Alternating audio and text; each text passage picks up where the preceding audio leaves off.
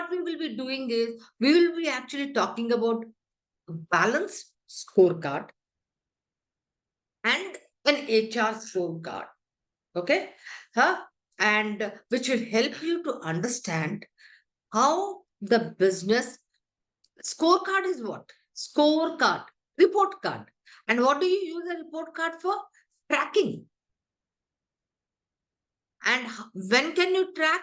When you have assigned certain goals, objectives, and then I want to see, hey, I'm 120 weight, but I want to be 60. So I will start tracking what will I eat, what exercise, walking, etc. So just as the way there will be personal scorecards to track your personal goals, so here in a balanced scorecard will help you to understand, hey, how do you track business goals and therefore the HR goals which are aligned to the business goals, and how can HR analytic support this entire thing? Make sense, guys? Make sense? Huh? Yes, yes. So when we talk about the balanced scorecard, it has four perspectives. Okay. What does it have? It has four perspectives. The four perspectives are like, the financial perspective, the internal process perspective, the customer perspective, and uh, the what is it? Financial perspective, customer perspective, internal process perspective, and the learning and growth perspective.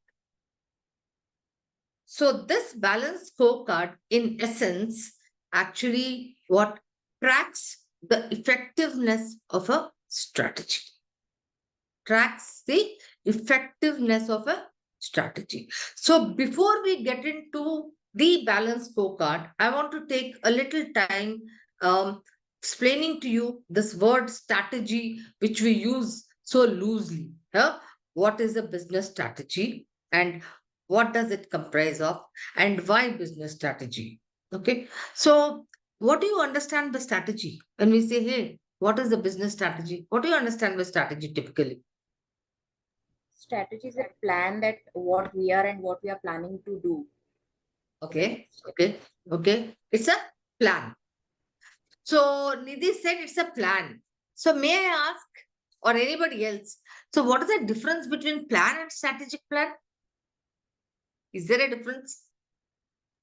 Strategic plan is how to be ahead in the game. How to be ahead in the game? Good, good, little closer. Yeah, yeah. And a plan? A plan is just, it has a small immediate objective that needs to be Mm-hmm, fulfilled, and hence we make a mm-hmm. plan for that. Okay, okay. So here is it, a very, very simple way. I make plans every day. I'm going to get up early morning. Huh? I will make, all of us make plans. So plan is, there is a goal. I want to achieve that within the resources. Okay? Within the resources, what I have, I want to achieve that. It's a good plan. Like a recruitment, a guy, he will, the recruitment associate, he needs to actually fill 10 positions. So he has to have a recruitment plan as to how is he going to go about within those, resources. The resources could be, say, for example, portals and career sites, etc., etc. And then within that budget and within a period of time, as per the SLAs, he has to do. Strategy is a plan, strategic plan, but it is a little going out of, you know, you need to push yourself, going out of that comfort zone. So when I say a business strategic plan, that means it uses up resources, etc. But in order to compete in the market, so that it is able to sell its products and services. Okay, so I think it was Neha or somebody who said, it was much, much closer. So now when you have a one second. Yeah. So when you have a strategy, most of the organizations now, you also need to have to succeed. I'll just go to that. To succeed, you need to have what it calls, there are two things. One is your business drivers. That means if you want to succeed in the strategy, you need to have, one is business drivers. What is that? What is the kind of a knowledge? What is the kind of, capabilities? What is the kind of, what is it? Even markets which are supporting your products and services. These are called the business drivers. Now, apart from that, there is something the organizations has to choose, that is to be focused in the strategy, is called value discipline. It's a term, value discipline. Now, this value discipline will define your customer value proposition. New word probably here, customer value proposition. What is customer value proposition? That means, hey, you are producing certain products or services. Now you are delivering certain products and services to the customer. Okay. Now, what is the value proposition you are giving them? Okay. Now, this value proposition, so as per Tracy and Viersima, they have said that an organization can choose to be in one of the three value disciplines. One of the three value disciplines. Now, for example, Amazon. Okay? Amazon.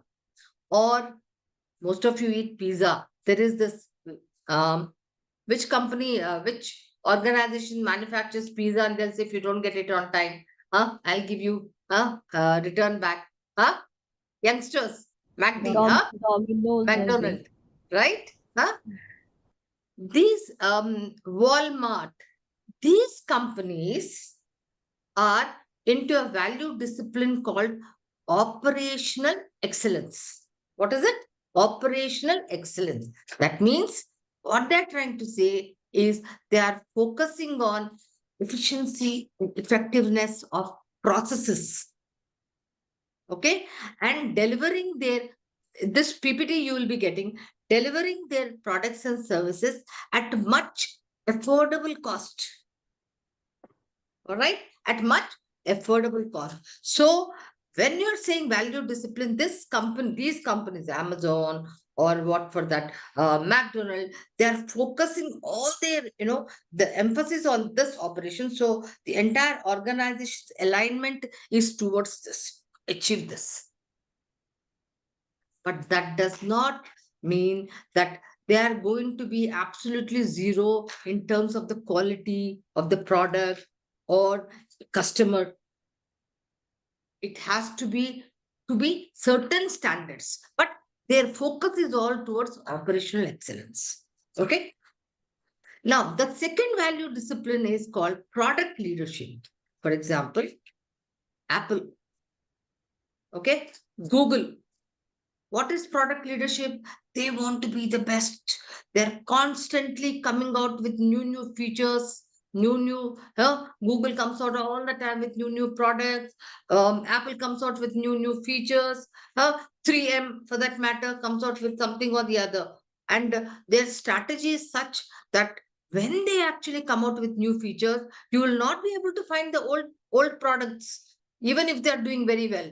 Now you go when a latest thing is available, it is so difficult to get your, just think of an Apple. If Apple 10, Apple 11, then you can't even use it, right? So there's always, focus on innovation and creativity.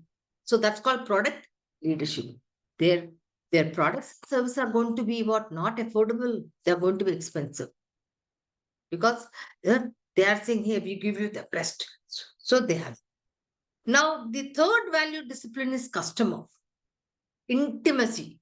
What is customer intimacy? That means these people, Dell, they will say, you come to my website, you customize whatever kind of a laptop you want. That means, how do I do that? Only when I understand my customers' needs. So if I have to customize and be customer intimate, I have to develop certain kind of a processes to understand the customer. Am I right? So they have these CRM, huh, relationship building, huh, how many customers have they attracted? They have loyal customers, they believe in branding, etc. So these are the three value disciplines. I'll give you a little more. So just to reiterate, product leadership is trying to be best in the market with new products, new features, etc., through constant innovation. Operational excellence is trying to be very efficient, effective, uh, all the time benchmarking on productivity so that they are affordable, so they pay average salaries. They won't pay the best salary. They want people with, but hardworking people, because they are not the best salary people. But product leadership, Apple, Google, etc., they will pay the best. Their salaries are the highest, because they want the best people to be creative and innovative. Customer intimacy, these organizations are trying to be very intimate with the customers, understanding the needs of the customers, what do they want, and then trying to tweak their products to their likes. Okay. Now, according to the strategy and Weird Sima, they say you can be good at two, but you can't be good at all three. Okay. And just to reiterate, I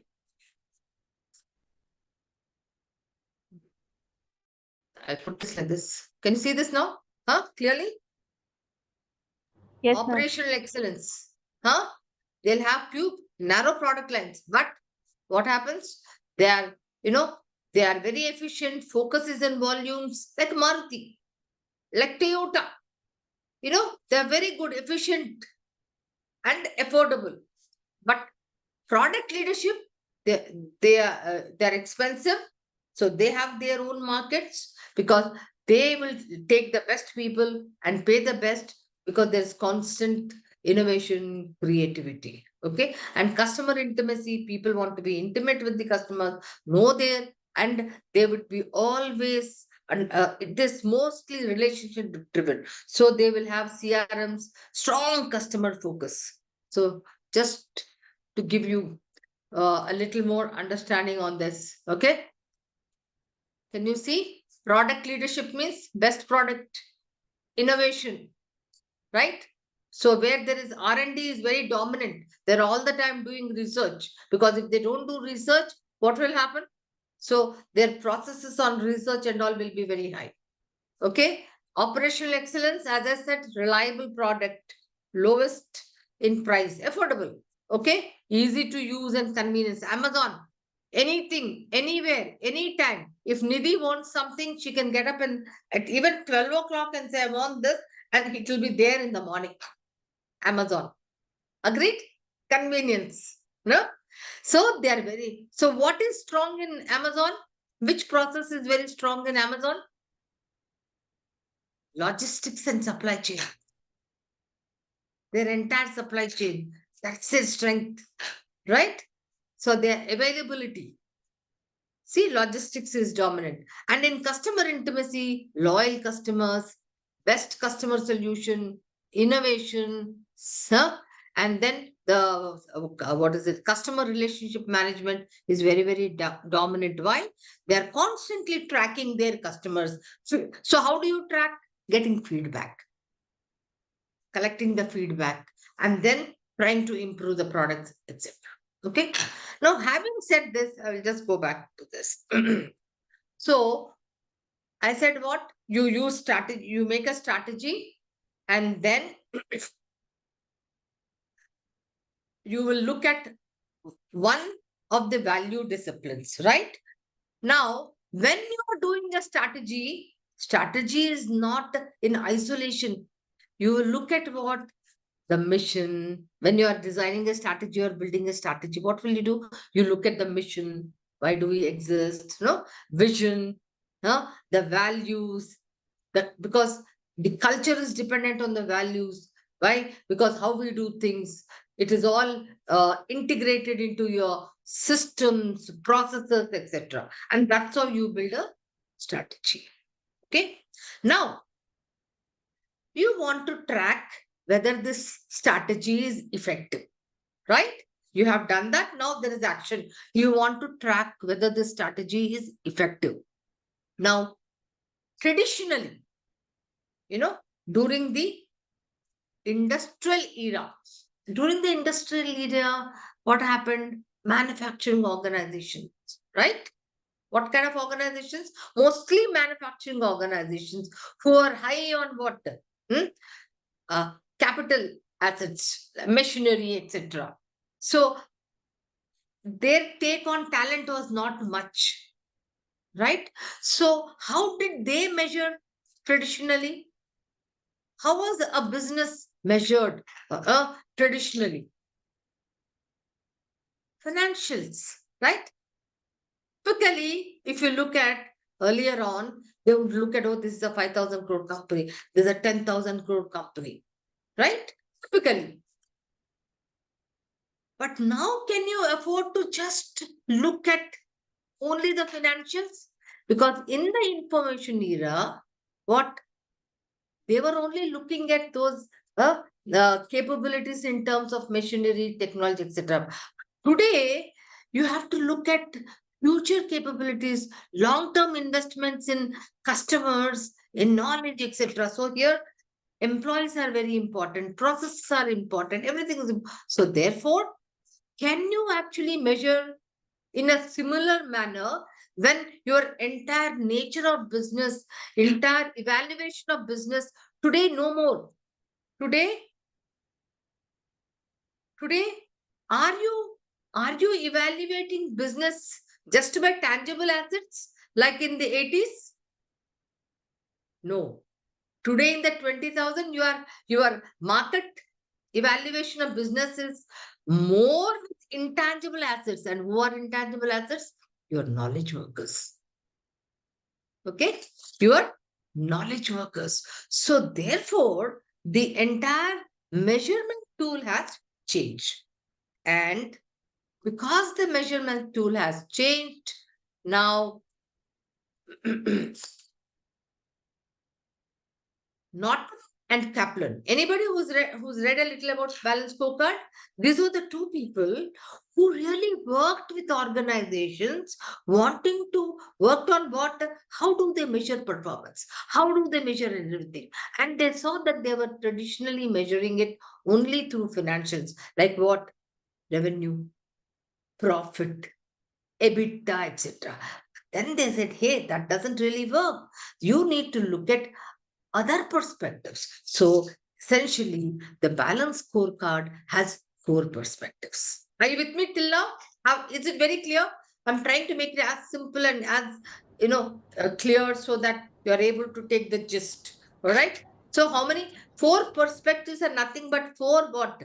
Ways of tracking your business strategy. Got it?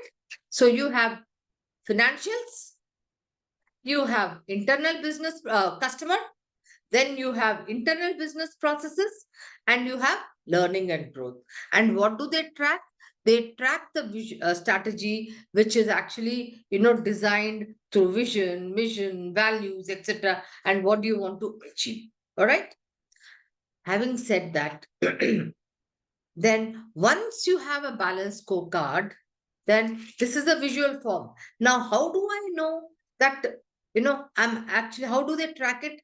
Very interestingly, Robert and Norton and Kaplan then did what? Something like, just wanting to show you, called the strategic map. Map. What does a map? Strategic map. What does a map tell you? Why do you see a Google map? Neha sitting in the car and she wants to go to uh, some destination. What does she see? She will go to Google Maps and see. It gives you what? Direction. It gives you direction. And you will understand, hey, where am I going? Am I so able to track and say, hey, am I reaching the goal? So likewise, then there is a strategic map where you are saying, hey, so these are the four perspectives. And now every perspective will have certain objectives. What? Certain objectives. Now, this map will show you that by doing what will you achieve that objectives. What is that? By doing what will you achieve that objectives? So I'm now going to go in a little bit. I just gave you a dipstick. Having said that, so the balance scorecard, as I said, has four perspectives. Can you see this, guys? All very clear. Financial perspective, customer perspective, internal perspective, that is internal business processes perspective, and learning and growth perspective. A. Why is it called a balanced scorecard? Balanced because it balances with short term and long term goals. What? It balances with short term and long term goals. Now, financial perspective, how is it measured? It is measured by, I told you just now, I want to see if somebody has actually heard it. How do you measure the financial perspective? EBITDA, Revenues. the EBITDA, PL, profit, uh, profit, ROC, PLN right? sheet. Uh, all this. So, financial perspective and customer perspective, how do you measure it? Market share, number of new customers, number of old customers retained, etc. So, these two perspectives are called outcomes. What are they called? Outcomes. Or they are also called lag indicators. What are they called? Lag indicators. Lag indicators. What is the meaning of lag? LAG, lag. Lag. Oh, he's a laggard. Lag. Lag means delay. What is it? Delay. Delay. So, that means these outcomes are, in the sense, these happen when you do something. Okay. Now, internal business process perspective and the learning and growth perspective are called performance drivers. What are they called? Performance drivers. Norton said, if I only track the outcomes or the lag indicators, it doesn't tell me whether I'm actually doing or not. I also have to know what is the means to this end. So these two, which are called business processes and learning and growth, these are the performance drivers, or what we also call them as lead indicators. What are they called? Lead Lead indicators. indicators. So all the processes in the organization, what you do, they are all lead indicators. They get immediate results. But this financial perspective and customer perspective measurement and their outcomes happen after you do some of those processes. So if I only focus on this, I will not be able to achieve it. I need to understand what are those drivers which lead to these things. So here goes the underlying principle of balance scorecard. So it says, hey, in order to achieve this financial perspective, that is, in order to achieve my revenue or my target, first of all, it starts from the customer saying, hey, what is that I really want to give to the customer, which is called customer value proposition. What product and service I want to give, and in which value discipline I want to give. Is it in operational excellence? Am I in operational excellence? Like, for example, I can say somebody was working for Tata, what is it? Tata Chemical. Okay. It could be in an operational excellence company, right? Huh? Um, like for example, Shivashri, they are into a software company, but more at an operational excellence company. So, because their product and services are not like Google or soft niche, constantly having features. So, I need to understand first of all, hey, where am I amongst the three value disciplines? Am I in product? Am I in operational excellence, or am I in customer intimacy? Now, having decided that, okay, I also need to understand what kind of attributes am I wanting to give to my customer in terms of product and services. Supposing, for example, McDonald. So affordable price at some price, huh? Good quality. You won't say it's good quality. Availability. You go at 10 o'clock also, will you get? Huh? You go at 7 o'clock also, will you get? So it depends. So we have to, there is a selection also because you have a range, limited range, not like a very wide range, limited. Okay. So, so if it is a product company or something, it could have functionality, services, or even partnership, what brand. So what I'm talking about is what kind of attributes are you having for your product or service? Okay. Now, in order to produce that product or service to the customer, I have to now internally look at my business. What kind of processes we should have? Are you with me now?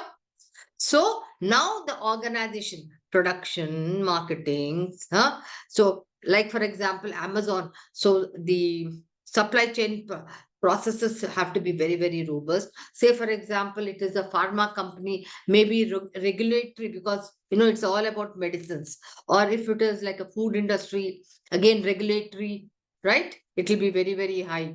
All right. And if it is a product company, innovation processes will be high. So essentially, when I'm talking about the internal business processes perspective, it comprises of all those functions which operate in an organization to produce product and services. Got it? Very clear? Give me a thumbs up if you have understood. If you need further, I will. If you haven't understood, you can raise it. Just give me a thumbs up, guys. Understood? Okay. Everybody, right. So, but in order for to have these processes, you need people. You need competent people.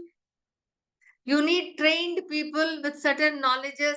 Okay, with certain values.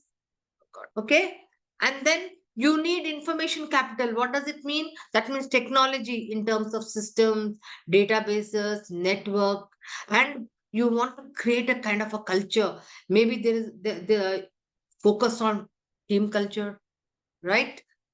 Leadership. So, based on your values, you know what kind of a culture you want. Okay. So, based on the customer value proposition, you will have those processes in place. And to run those processes, the kind of talent you need, human capital, the kind of human capital readiness. We'll talk about human capital readiness a little later. Sorry. So, which perspective takes care of that? Learning and growth perspective. Now, if I have this, it will lead to this. And this will lead to this.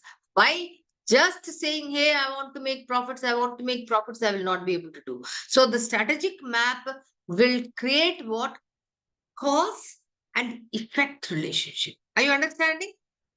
If you want to have an effect here, you have to identify or define what causes that.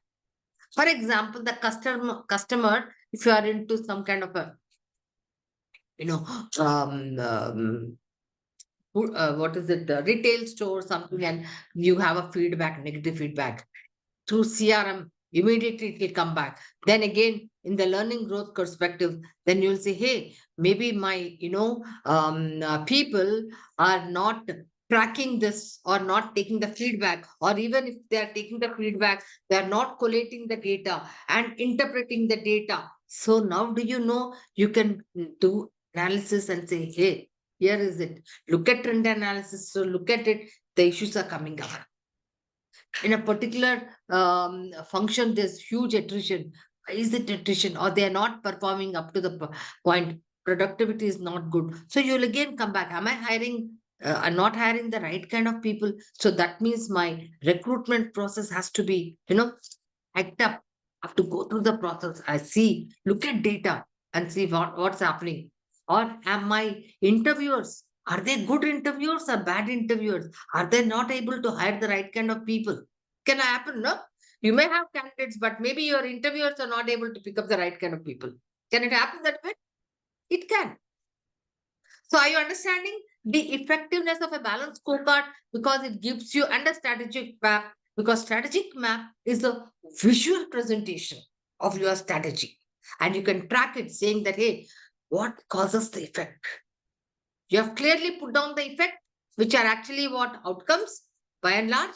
And you will say, I have to determine the causes in this perspective, learning and growth, and then look at internal perspective and then say what causes. Are you by and large getting what I have said, guys? Okay. Like for example, indigo. Let me just talk about indigo. Why most of the people, at least my preferred career is indigo. Why do I go by indigo? A, punctual. No. B, cost effective. C, availability plenty. Okay. So where will you position this? In which value position will you position this? Operational excellence. Excellent, excellent, excellent. Operational excellence, because they are focusing on what all the processes. If you see arrival, what happens during arrival? Before the plane lands, they're telling you, what, hey, guys, we are going to land now, please. They're trying to clean up everything, readiness to, so that immediately they can go. And then, departure people are also getting readied. So that what is very, very key there? Turnaround time. That means if a plane is going to be there on the tarmac standing for a longest time, how will you make profit? Only when the plane is moving up, then you can you can make. So what is the important thing there? Turnaround time. This turnaround time, where does it go? In the internal business processes, right? So how do I ensure that so what do I need to have? If my objective is fast turnaround, my goal is fast turnaround, then I need to have a measure for it. Now, fast turnaround doesn't say anything. I need to have what? On ground time, on time departure, how much of time it should have, right? So the measure is on ground time and the measure is departure time. So I need to set a target. No, within how much time it should go away. What is target? Desired level of performance, right? That hey, it should go within this time. Now, if can it happen by just setting a measure and a target? Or for example, I'll give a very nice recruitment example. It's a hey guys, 30 days is the time, lead time. You have to close these 20 positions within 30 days with these quality parameters. I mean this and cycle time of 30 and within this cost. Now, can I do it? I've looked at my past data, I was not able to do it. But then I have to take some new initiatives. Can I look at new sourcing channels? Where is the problem? Can I look at data and look at quickly why am I not able to close? And then I will get down to it. When am I not getting the proper yield with certain channels? So should I be looking at different sourcing channels so that I can get a better yield and higher yield? Making sense? So these are initiatives when you want to, when you have a goal and when you set a measure and a target. This is like, I want to be 60 kilos, I'm 190 now. What do I do? I know I have to eat this much within this, but no initiative. That means I have to get up early morning. No, I have to go for exercise. So there are certain initiatives I need to do. Are you with me, guys? So what is it when you're saying a balanced scorecard? Now, see, you want to make so every objective. So here the objective is operational excellence. Now, how do you then create a balanced scorecard around it? If you have a fast turnaround time, then what happens? Customer is happy because on time flights, lowest price. Huh? And he's able to attract more customers. And if you are able to attract more customers and more flights are flying, what happens to the financial perspective? Obviously, there'll be more revenue. No? More revenue means more profits. But will fast turnaround time happen just like that? You have to do something here in the people.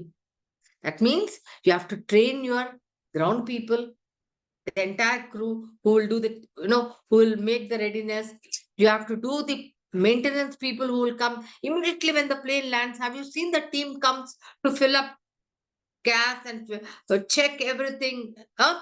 And then again, people who are getting off the plane. So, teamwork. So, teamwork is very important.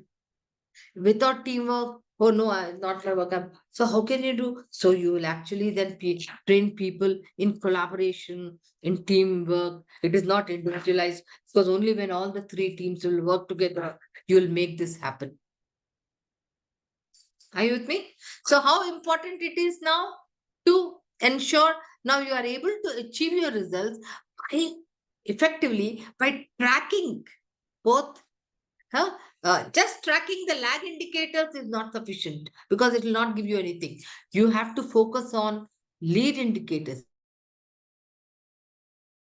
also called the cause, which actually leads to the effect. Any questions, guys? Here. Okay. So, as I said, when you make a strategic plan, you are taking into consideration the mission, vision, values to build your strategic plan. Okay. And then creating your balanced scorecard. So you know what all this is: mission, why we exist; values, what we believe in. This every company will your company will have certain different values because you want to develop certain culture. You will have a different vision. So vision is what we want to be in future. Typically, it is quantified. Okay, then you build a strategy. Then the strategy further down has a balanced scorecard with those four perspectives. Okay. Then this cascades down and you get what results, which are called strategic outcomes. So these outcomes are what? To the shareholder, to the customer, to the internal business processes, and also to the employees. So when you actually implement a balanced scorecard, you'll have motivated, uh, highly enthused workforce.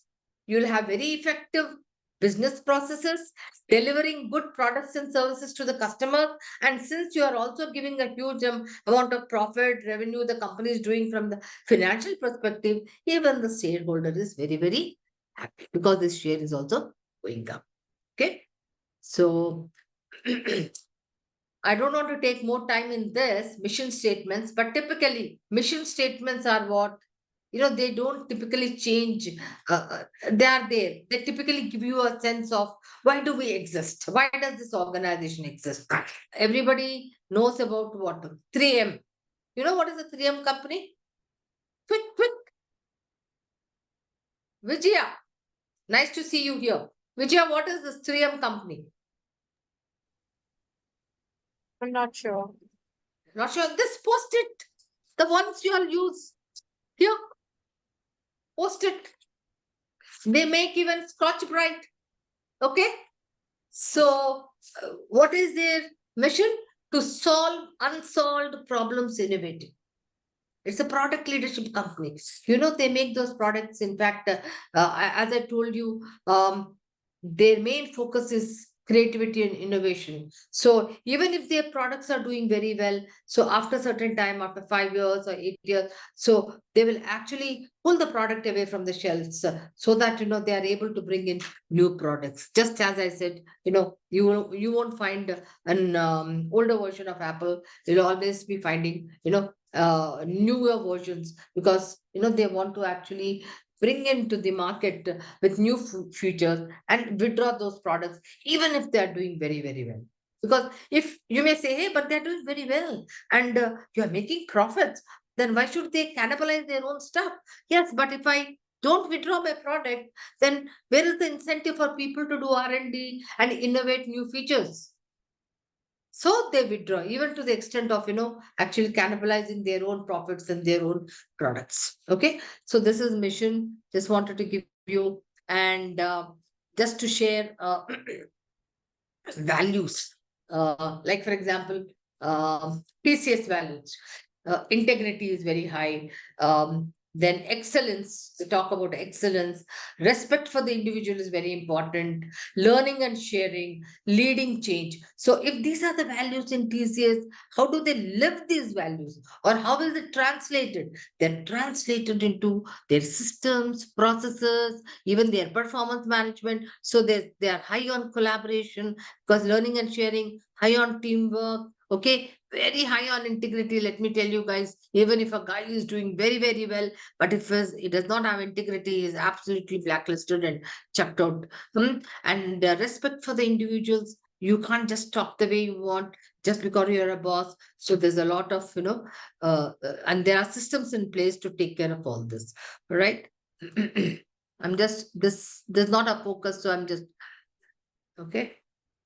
And I talked about these four perspectives, right? Talking about the financial, the customer, the internal business processes, and learning and growth. Financials and the customer are called the lag indicators, okay? And internal business processes and learning and growth, they are the lead indicators. These are the performance drivers which actually lead to these outcomes in terms of the market share, the number of customers, and also the revenue, the profits, etc. Now, how do you track them? So you actually track them through a strategic map where every perspective will have their strategic objective or goals. Okay. Now, how do you track them? Through objective, it will have a measure and it will have a target and the kind of initiatives you will be taking. Okay. I want you all to be very clear in this, because you are going to do us, and we talked about value propositions, because that's the first thing. You have to choose a value proposition. That means you could be very good in your operational processes, which is called operational excellence. You could be very good in your product leadership. That is, you're all the time creating new features in your products. So high on creativity, innovation, or you could be customer intimate. So what kind of people do you typically hire if you're an operational excellence company? You hire people with average kind of people. You don't, only 5% of people are strategic positions where you may need really the best. But typically you will like, because you don't want high attrition, because you are paying salaries about 65 to 70th percentile. That means you are a little about the average of the market. So you don't pay the best. But here in product leadership, you want to take the best people. Best people don't mean from Premier Institute, but best people in terms of their capabilities. Okay. In fact, sometime back, Google was actually hunting for people who are best coders, and they had some kind of a test where they could actually test these people, irrespective of wherever they were from, and they were paying very high salaries, okay? Because they are looking at real core capabilities, not just institutions or high people with high IQ. When I'm talking about customer intimacy, what kind of people do you think you will hire? Any clue?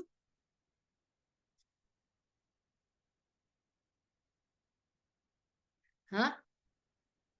If they don't have customer orientation, they are not sensitive, they don't listen, huh? Very important, no? So they have some tests to ensure that, they're very sensitive, they can listen, huh? Empathy. So it's very, very important. And high on emotional quotient.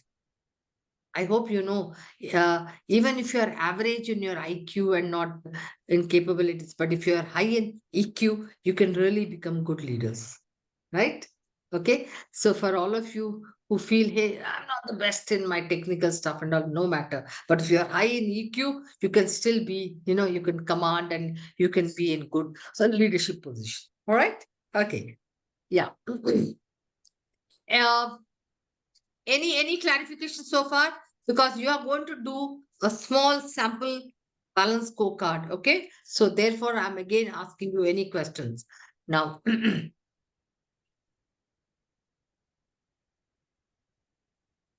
Yeah. So you have to create a strategic map like this. Okay. Now let me be very clear what you're going to do. When you're going, so for whom are you going to create a strategic map? Now, it you will be into two groups. Now, it could be for your own, one of your, so if you have seven, eight people, I don't know, not everybody should take their organization, but one person can say, hey, we can use my organization. Okay. So you can represent one organization and create what? A strategic. Now, in that strategic map, how will you go about? Forget about finance. Start with this. So, in your Excel sheet, you can have, right, financial perspective, customer perspective, internal. I will keep this on internal perspective and learning on. Now, start with this customer perspective and think about whoever that person's organization is.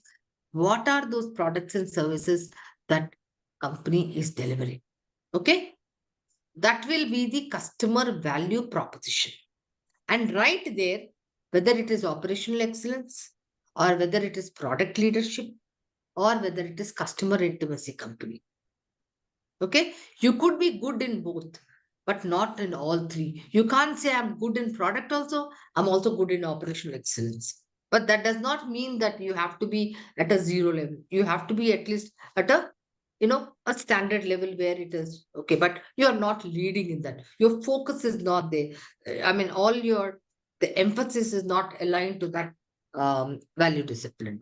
Now they look at your products and say, hey, you know, price, you can write those attributes: price, quality, availability, selection, functionality, etc. So all you can make like these circles, okay, oval circles.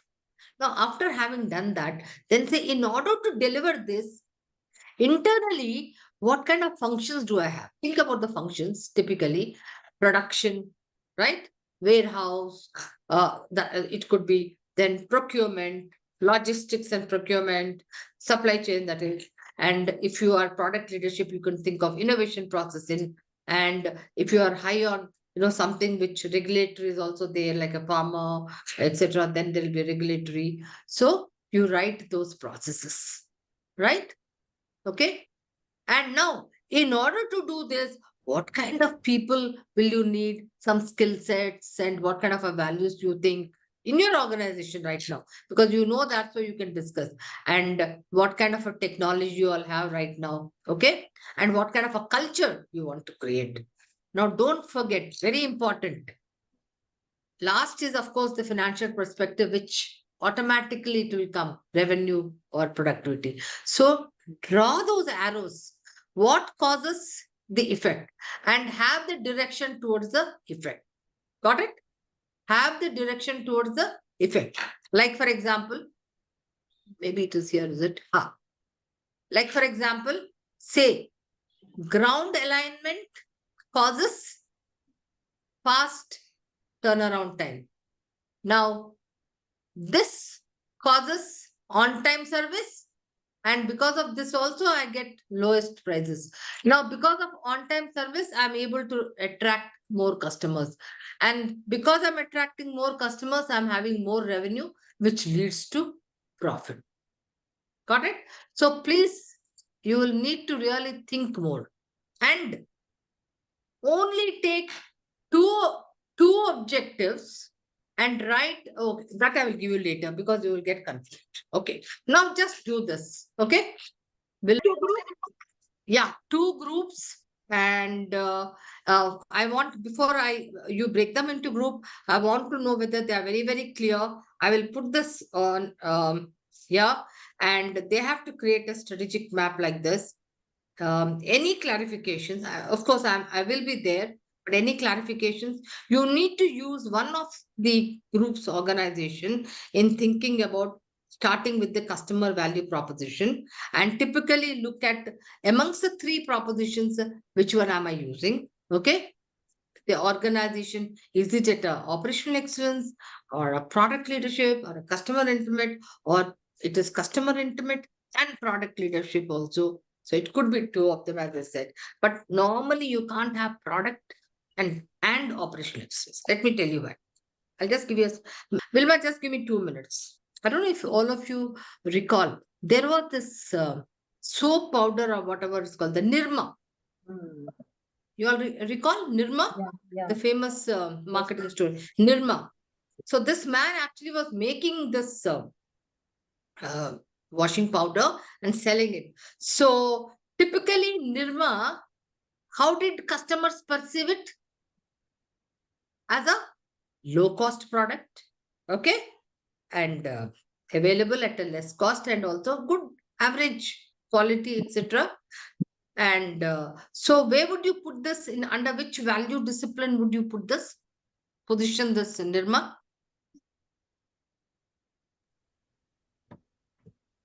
Operational excellence. Absolutely, operational excellence. Okay.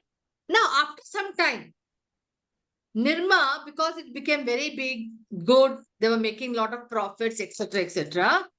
They came out with certain niche products, wanting to enter from operational excellence to product Product. leadership.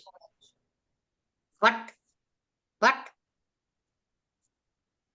the soaps did not sell because the perception of the customer was still quality, okay, average, because he was used to Nirma.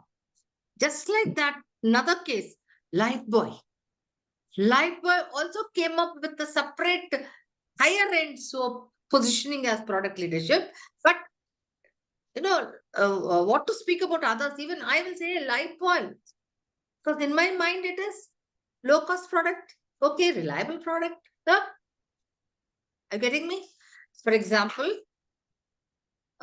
in the previous company where I was heading, Vsoft Technologies, there was a they had product company of 500 people, and they had again 5,000 people running a BPO company also.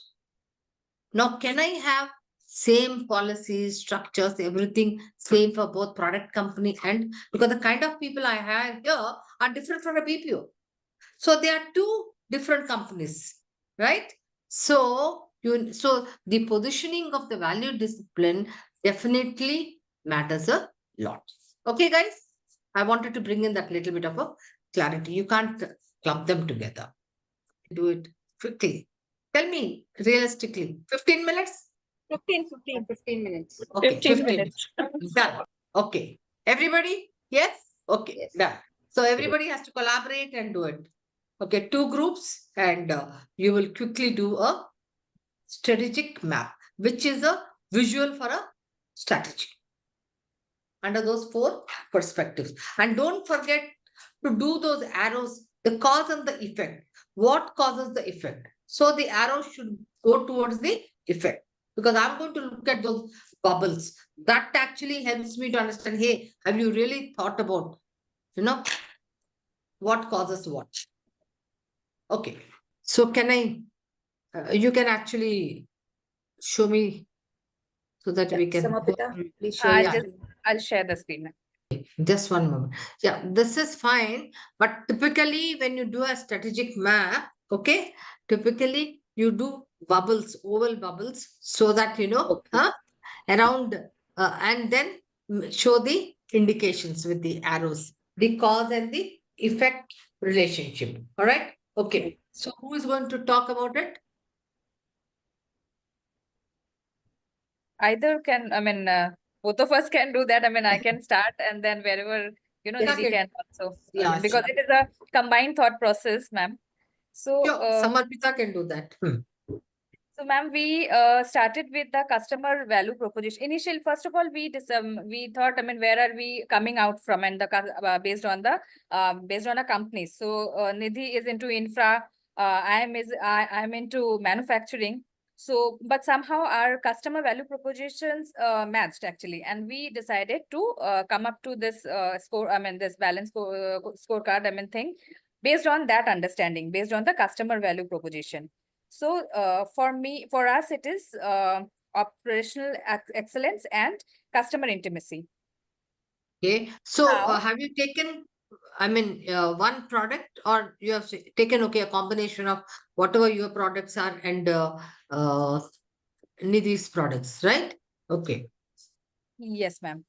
So Okay. basically, ma'am, Ah. we are into the manufacturing of iron ore pellets, billets. So and we are also coming up with new steel making technology. So a lot of thought process. I mean, we discussed at length, and then that is how we tried to tag in those things into this balance scorecard thing.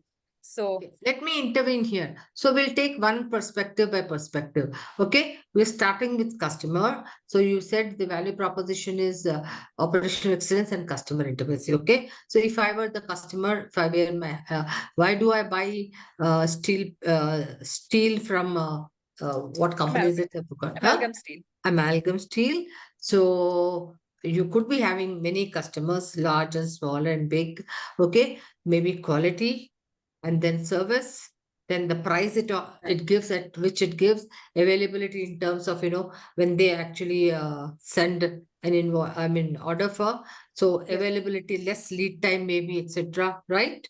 yes, Huh? ma'am. Some Yes, amount ma'am. of branding probably, huh? Yes, ma'am. So these are the various qualities, are the attributes. Now in order to deliver these things, what are those functions or processes you need to now look internally in your organization that you are able to deliver this, right? So Yes. obviously you will have something like a production department, no? Yes, ma'am. Or I can call it as operational management processes, wherein production can also be a part, etc. Huh? Yes. Then you must be having a sales and marketing, a customer management processes, Yes, ma'am. okay? Sales And some and amount marketing. of innovation, because you are saying that we are also looking at diversing or expanding different Yes, ma'am. technologies, etc. Then regulatory behavior. Do you have Yes, regulatory ma'am. also? Okay. ESG norms and all that. I mean, they are there. Okay. So somehow Okay. we are. Okay. Okay. I mean, so you have some regulatory when you're entering this steel. Okay. All There right. are some compliances also, ma'am. Some Government compliances. licensing part is there. So based on Oh, that okay. process. Okay. Okay. So you can have licensing if you want, you can write there. Now, in order to do this, now you'll say, hey, I need human capital in terms of skills, knowledge, etc. Right? Information technology also.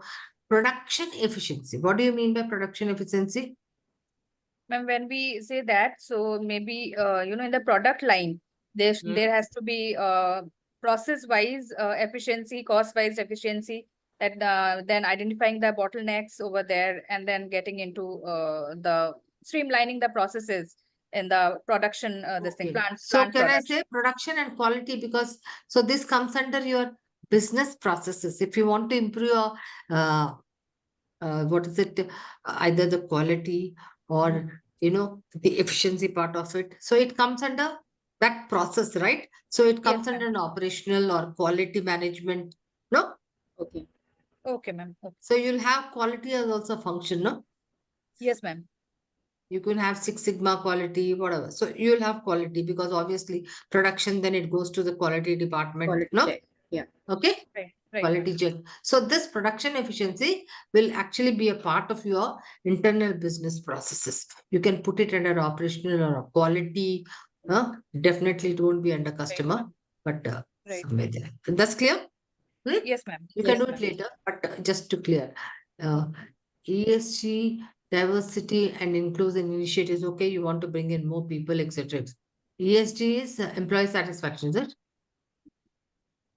Ma'am, that is a sustainability governance, Okay. sustainability. Sustainable. Right. Okay, those initiatives. All right, great. So then now this one. So now you need to know, you need to put that arrow. So now that you've got all this, now this will lead to increase in revenue, enhancing enhancing products. productivity, etc. Yes, Right? ma'am. Yes. Yes, ma'am. Okay. Good job, guys. Good job. Thank You.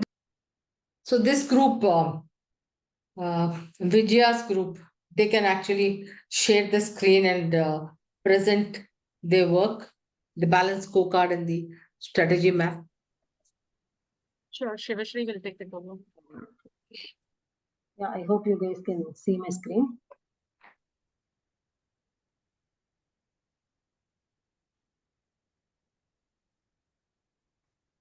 So just taken my company. So it's mainly the value discipline is operational excellence. So what is the product or the service It's into It's a IT product and services company. The product is life insurance and general insurance, so mainly into BFSI domain.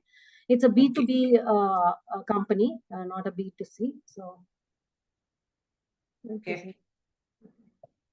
B2B. So the current value discipline is operational excellence and Right. and a bit of customer intimacy as well. So what we are actually facing is we have long tenured customers with us, and we are it's a consistent business. Every year we have a renewal only with the old business people. So the idea is to build new customers and bring a lot of new customers into the pipeline.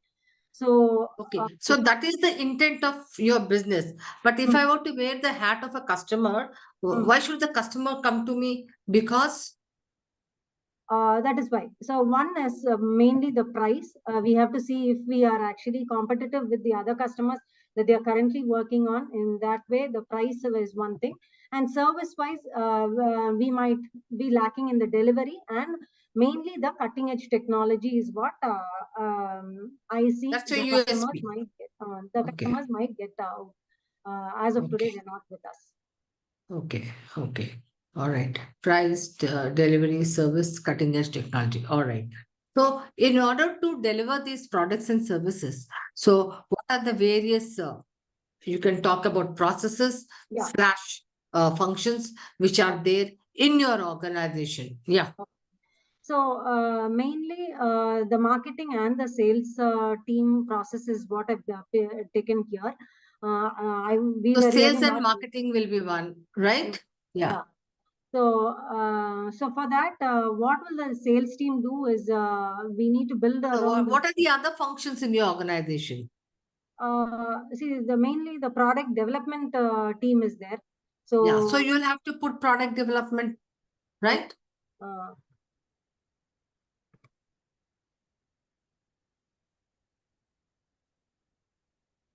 and Because then tools for lead generation, mm, that is tools for lead generation, it could be a part of your technology and which will help your salespeople. So it mm, is not a department by itself or a process by itself. You mm, agree? You yeah, agree?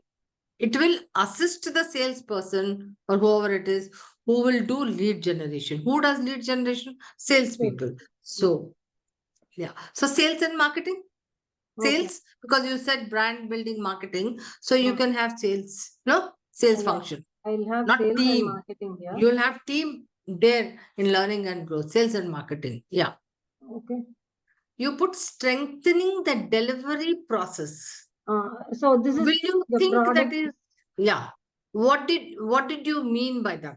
Okay, Strengthening. what I meant was, see, today the delivery timeline that we tell the customers is 2 months or 3 months, but Hmm. the delivery team doesn't do it on time, and we extend it for the another 1 or 2 months. So there is a lag in delivery, so the TAT is not met. So Okay, that's why one I second, one mentioned. second. So let us go step by step. I've understood the problem that you are saying there is a challenge in terms of the lead time in delivery, Mm, right? mm, mm, Okay. mm. Now, delivery comes under which function? The product team only. Product team. Okay. Yeah, So it's a yeah, sub function of that. yeah. So That is why I meant. that A, that process needs what? It needs refinement in the Mm, sense that so people who are in the delivery team mm. need to be trained. So that No? is why we mapped it to compatibility development. Yeah. So not strengthening the delivery process. You can say some training here for Okay. these people, for this delivery. So I want to drive this point now to make a differentiation so that it helps. Okay. Okay. Now, internal business process. That means delivery process, right? Mm, Okay. Now you have human capital. That is, you have employees, you have people working in the delivery process, right? yeah. So you have a challenge around in the process in terms of the efficiency of the process running, right? Yeah. Okay. So what does it mean? Maybe I mean, as of now, it appears that They need to be trained in the process. There could also be a problem otherwise also. So you will need to check and see where is the root cause. No? So maybe there's a gap in the skills. So that means training. So whatever be it, so that means either or maybe technology issue, so etc. So or maybe the software issue itself. So when you say strengthening, so it is not a process, but delivery process is a internal business process. Are you with me? Understood. Have you understood? I'm trying to make that clarification for you. Got it. Okay. I'll just give you an example because I think it's important. And if you have this challenge there, say, for example, there's a call center. Okay. Now, in the call center, people are taking calls. A lot of call dropping is happening. Process issue, no? Yeah. Call drops are happening. So that means the call center associate is not able to take calls, or the call center, it's so many calls that he is not able to attend to them, or he is taking a longer time to address the calls, that therefore a lot of call dropping is happening. Because when the calls come, if we don't take, then they get dropped. No? So the average time for this call center guy is very high. So you need to understand. So that means that process has to be studied. So will I say strengthening the call center, call dropping will be no. So that means there is a process issue, which will again translate to, it could be a technology issue. It also could be, because the call center associate needs some training in handling how does he manage, average time he's taking more. So these are some of things. Okay. Yeah. Now carry on now, Srihan. Okay. So,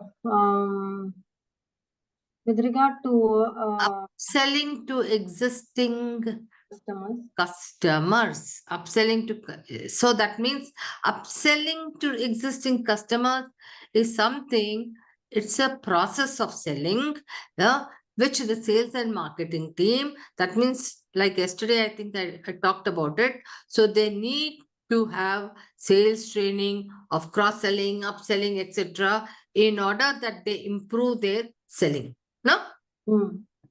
By itself, this has to go into training. That bubble is not a process, it has to go into training. No? upselling and upselling to existing customers is something that it Is is a process for you there? Huh? It is not a process. That is the reason we have linked up with this training with negotiation skills and sales training. So we have linked up with that. No. So what I'm trying to say, it is in between. So will you look it up as a part of your business processes or perspective, or will you look at it from the learning and growth perspective? Where will it come? I'm thinking from the process perspective. Is that not right? But who does upscaling? Who does upselling? Upselling is the... Who does upselling? See, either the delivery person who is interacting with the customers or the sales people who are talking to the customers. Sales people. So it's the process under sales, right? Yeah. So that's why we brought it under sales. So you can put it in sales only, upselling there. Got it? Okay. We have put it in sales and marketing under sales. It doesn't become a process by itself there, but it can be a part of your sales and marketing. Okay. Got it? Under sales and marketing, all this will come.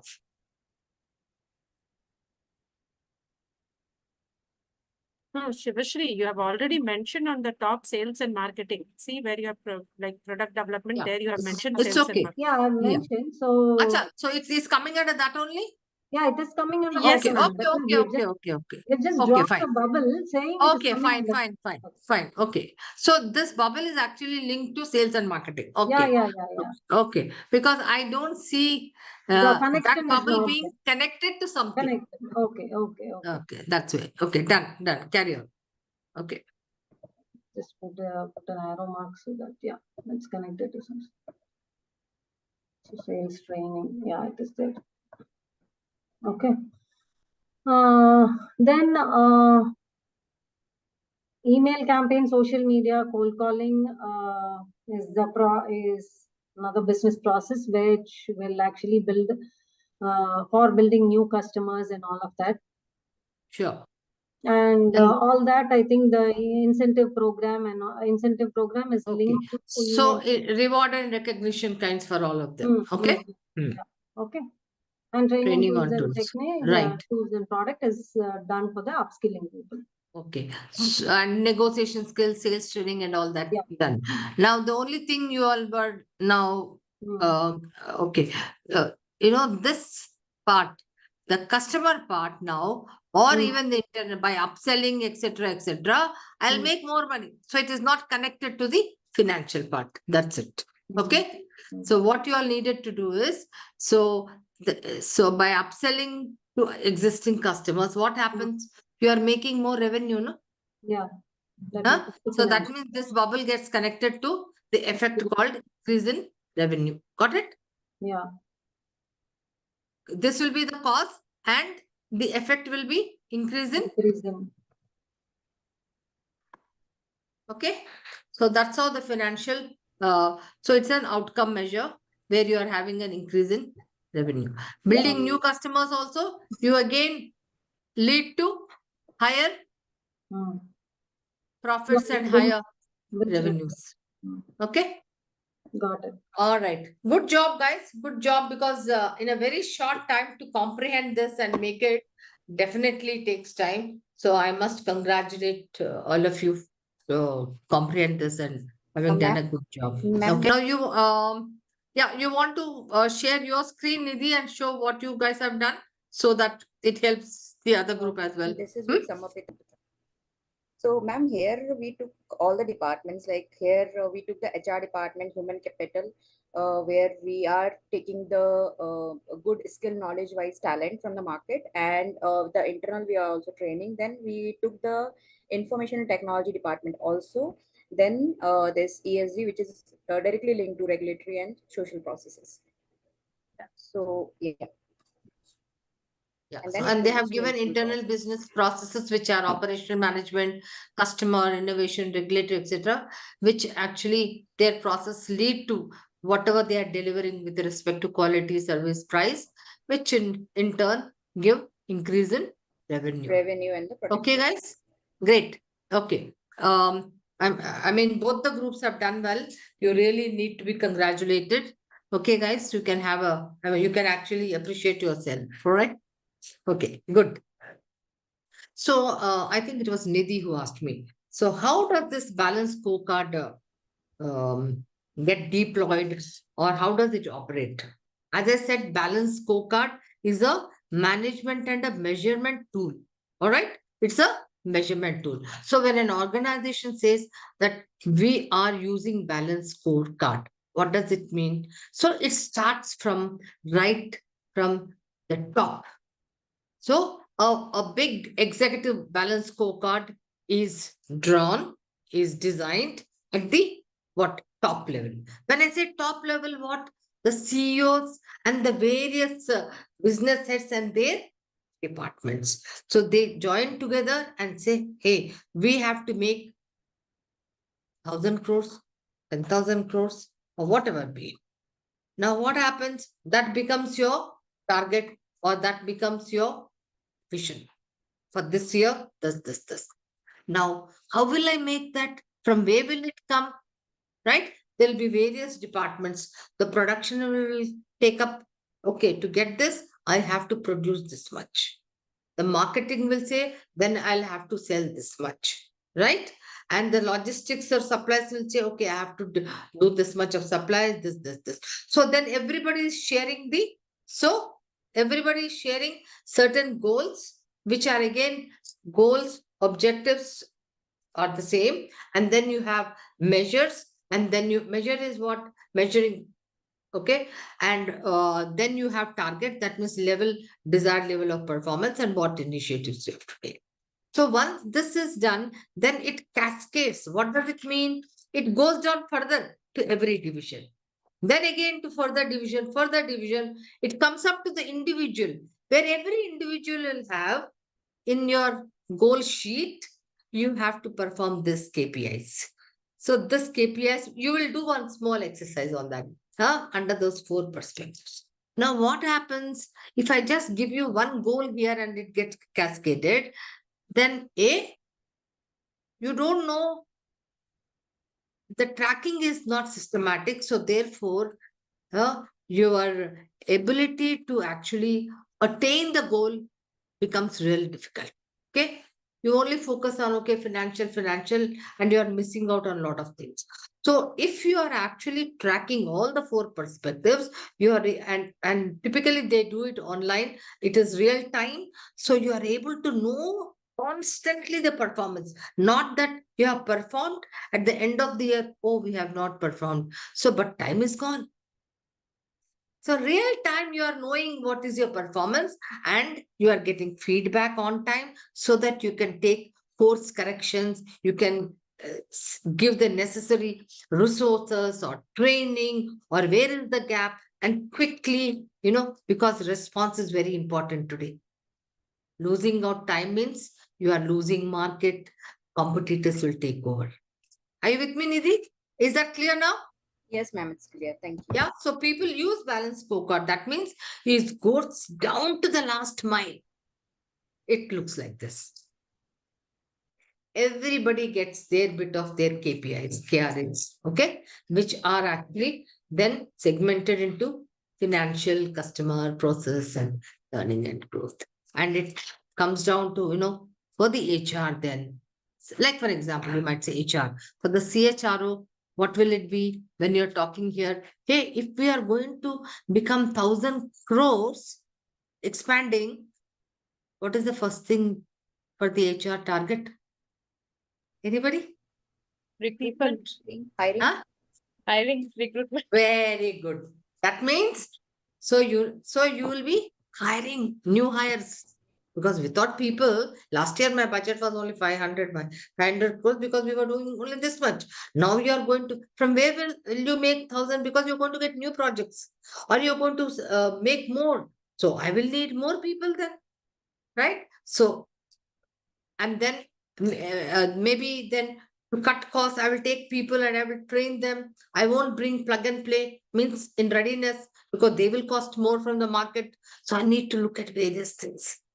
Are you understanding then how the HR gets its own balance scorecard, which is called the HR scorecard? So you will have a recruitment strategy map where you will have the right kind of people with the cost effectiveness and within the lead time.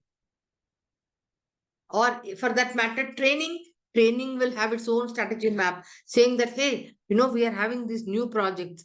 So we have to give them this training within this kind of a time, within this budget. So you will innovate online programs, maybe, not necessarily only classroom situations. Will they have behavioral, technical? Can I make technical online? So you will think of various things, on the job training, etc. Okay, guys. So I think I hope everybody is clear. That was a very good question. So that added any other question? None. Okay. So the message I want to drive is saying that now, once you know the balance scorecard, why do we do balance scorecard? Because it helps us what can you see because of the balance scorecard? There is a shared understanding. Everybody knows what is the priority. I know what I have to do, which is connected to the larger picture. Okay. So therefore, there is a shared understanding. And because of that, it becomes very easy to communicate. So balance scorecard is also a very good tool for communication. Okay. To the last mile. Having said that, now the we talked about yesterday HR analytics. So now you know the business priorities, and so now you can pick and choose what kind of analysis do I need to do? What kind of a data I need to do to ensure that it gives me business results? The focus of the organization is in expanding. So I'll need so many people. So that means my analysis also should be focused to that so that I can get quickly quality people, huh? Quickly people on board. Lead time should be less. There should be more people who will accept job offers. Not that, I give out 100 offer letters and only 10 of them have joined. Then what will happen? Hey, you needed to do training program. People have not joined. So delay. So therefore, what happens? Impact on business. We are not able to make business. Okay. So that's how the linkage. Now, having said that, now what are the lead and lag indicators in the HR? First of all, I hope all of you have understood what is a lag indicator and a lead indicator. So can I say that even in the HR as such, there will be lead indicators and lag indicators? Definitely yes. So what would you consider as a lag indicator here? A lead indicator. So already there. Performance management. Why? Because there are a lot of processes in it. So at the end, right, it's a lag indicator. Human capital readiness. Like we'll do this, your competency development. That means, keep increasing the capability in the people. It's a lag indicator. Aligning people with the organizational culture. You do several things, initiatives to ensure that, this alignment is there of employees with the culture. Then employee engagement. It's a lag indicator because there are several initiatives and activities which you do so that because of the engagement, your productivity, your performance goes up. What are some of the lead indicators? Lead indicators, how do you differentiate typically? All those processes, recruitment process, lead indicator.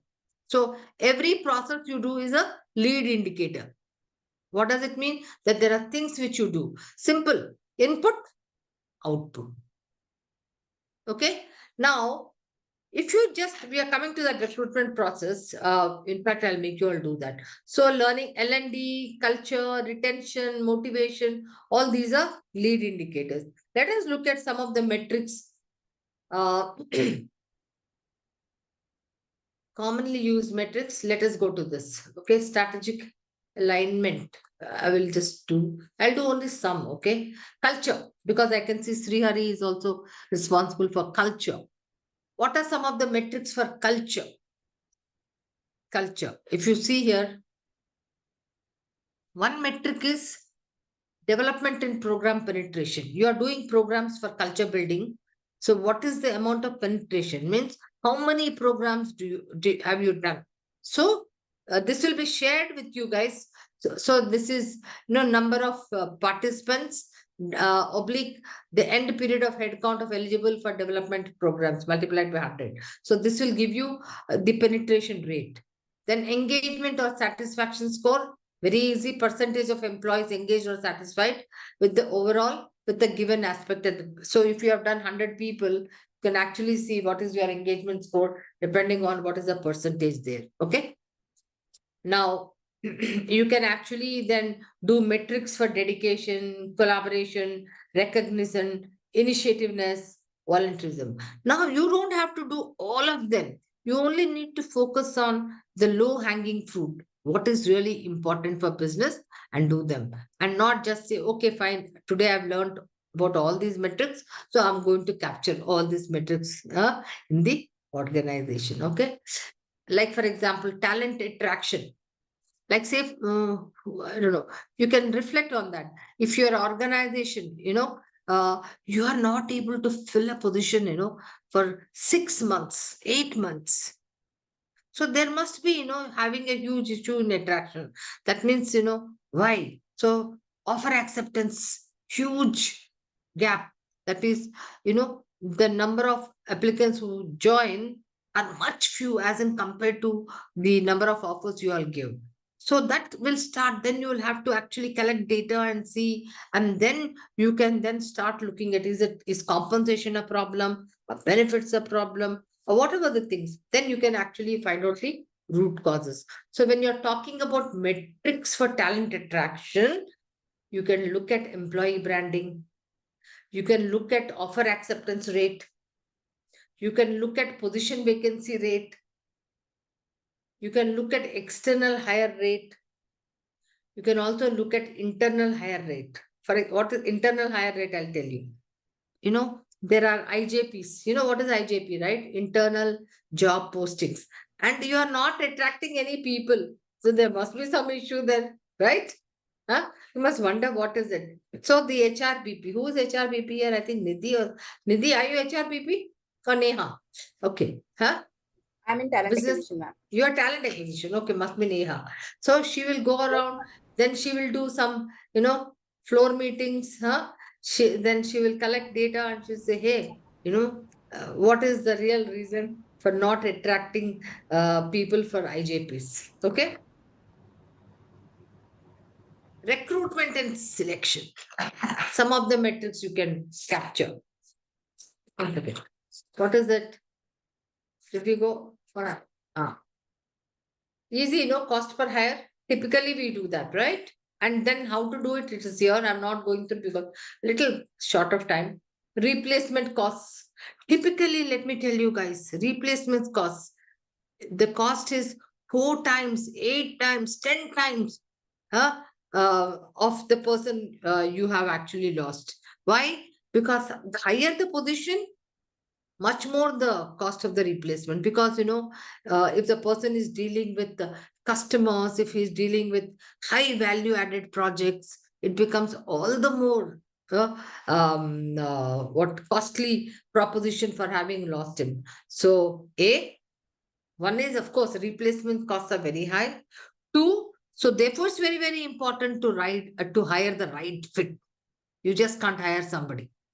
So you need to actually have your hiring process right, have the criteria right, the kind of competencies you want to hire the person for, and then the right kind of people, the interviewers with the training, sufficient training to identify and screen and interview them properly. Otherwise, so it is not at one place. So the entire process needs to be looked at. Salary cost per employee. Is it important? What happens if you give high salary to employees? What happens? What is the impact to business? Lesser revenue. Hmm? Lesser revenue, profit. Lesser profit, higher the cost. So typically for the CEO, the first thing he'll ask, hey, what is my employee cost to revenue? Means if the ROI. employee cost is very high to revenue, will say, please benchmark it with others and see whether, what is their employee cost. It's called the ECR ratio. So we need to always ensure that our salaries are definitely, competitive enough, but also to make sure that, they are not so high that our costs, the ECR ratio goes up very. Yield ratio, you know what is yield ratio? In the entire process, you have to ensure that there is a good yield ratio. Otherwise, what happens? A waste of effort, time, money, everything. Average time to fill, quality of hire. These are some of the common metrics which we take care of during recruitment and selection. So all these metrics become very, very important. If there is a startup and it is trying to scale up, it is getting into a lot of hiring. So all the more reason that the recruitment process has to be very, very efficient. Got it? Yeah.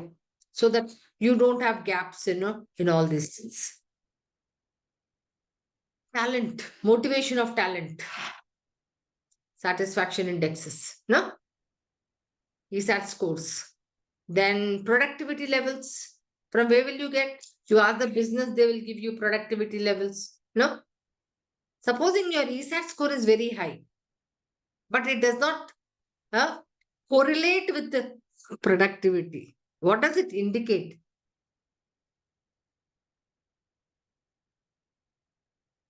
Anybody, please. Have you understood my question? Yes. I said, in your research scores as an HRPP person, you're saying, hey, the survey shows that people are very, very happy with everything. But this data does not correlate. If they are very happy, then even their productivity or the performance should be very high. but it does not show. They show. Utilization is less. Hmm? Utilization So is you need to check. That means, hey, what is it? Maybe they're actually liking what Neha is doing in terms of engagement, activities. They like to go for team activities. They like to do, Friday evening birthday parties, everything. But when it comes to so there you have to find out what is not motivating him. Is it they like all this, but because they don't like salary, so, the performance is pretty high. Or probably there's a gap in terms of skill sets, capabilities. So you need to understand them. Go further down. Okay. Internal referral score, award score, net promoter score. Are you all aware of this NPS, which can be a common score even for satisfaction, both for external customers and internal employees? You can use net promoter score. Do you know about it, NPS? Anybody who wants to kind of share their own understanding? Yeah, so Yeah, you have detractors based on the scores. How many of the people would promote the company basically to their friends, families, and all. So based on that, you right, get scores, and we right, bucket them. absolutely. It's a very standard tool, I can say, which you can use it both for internal employees as well as external customers, because typically we use net promoter score for external customers. And you have a 1 to 10 a rating scale, where whether it's your customers or your internal employees, so they are called detractors or they are promoting. So if your score is very low, that means they're not promoting. If your score is very high, that means they're very happy with your services. Okay. Work-life balance, of course, in today's times, I think after the COVID, wellness and work-life balance are becoming very, very core and critical and center for the HRBP person. And in fact, I think one of the KRAs and KPIs on which the measurement happens is work-life balance, etc. And also parallelly, even the benefits. I think employees are concerned about benefits, especially in terms of health.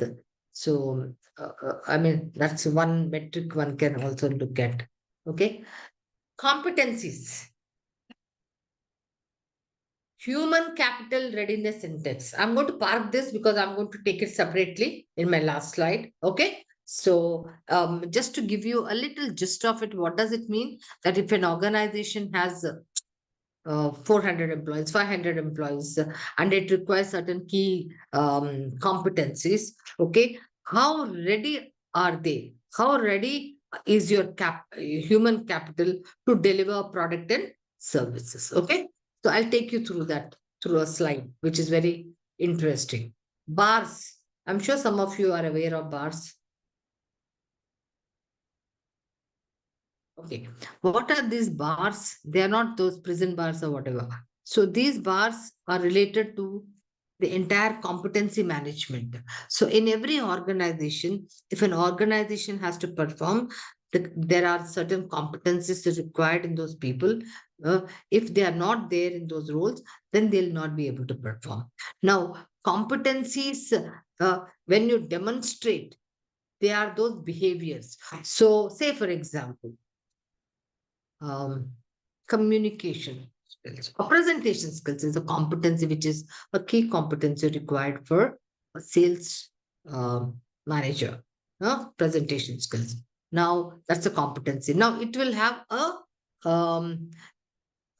proficiency bar. Say 1, 2, 3, 4. What is a proficiency bar? From low to highest.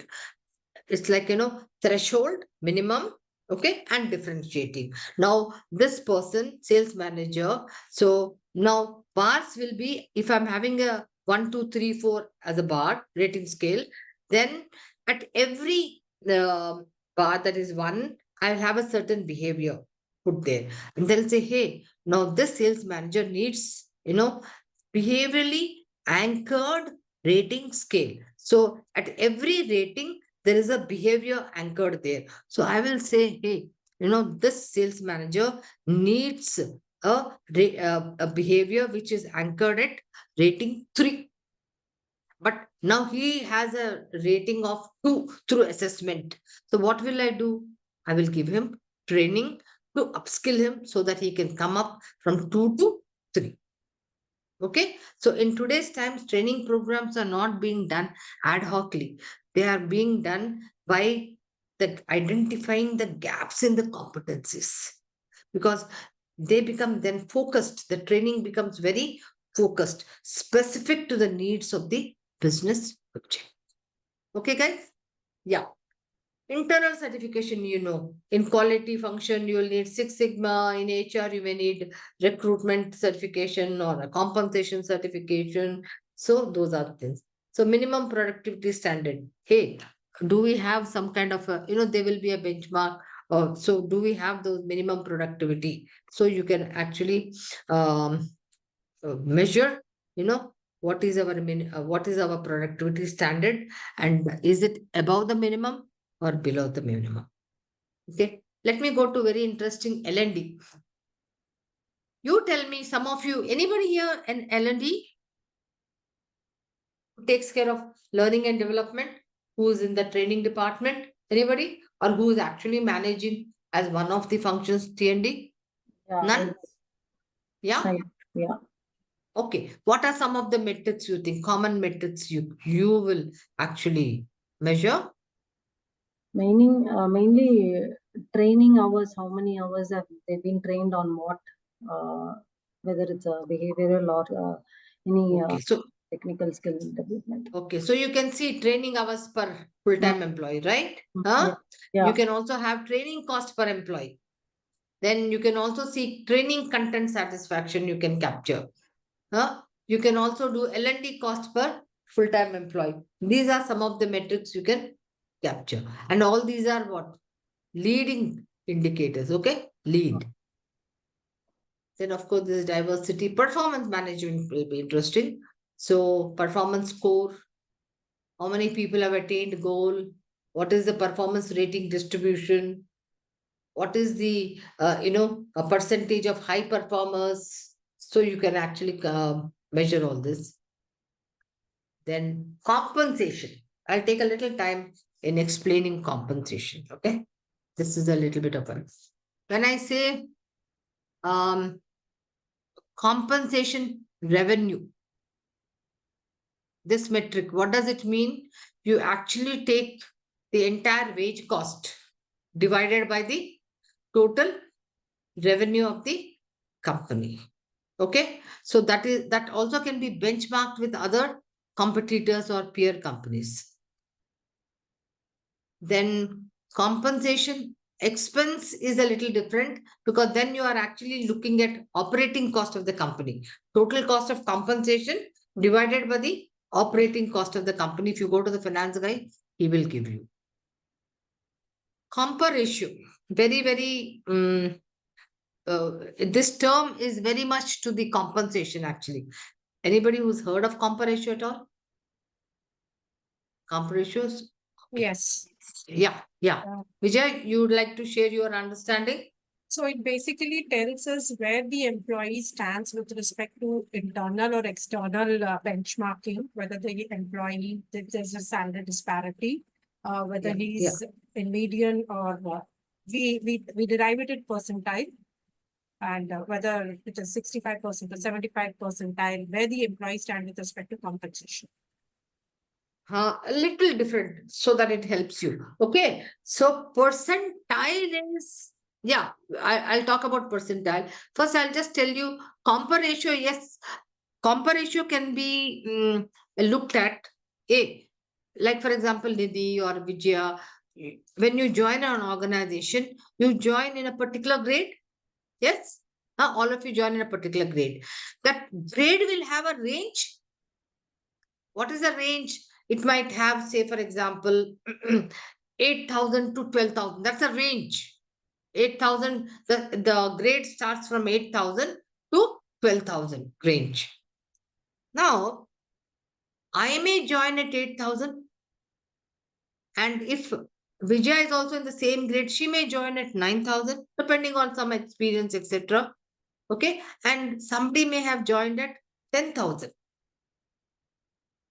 Now, when I say ratio, what does it mean? That means ratio, that means you must have a denominator and a nominator. Nominator and a denominator is ratio. So, how far is your base salary from the midpoint or the median? Yesterday, I told you, no, let me see if I can just show you that. Stop sharing. 1 second. Just baby, because you can go and calculate your this one also.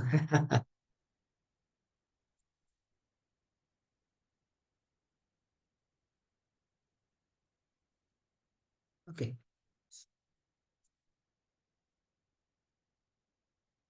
Okay. Say 802.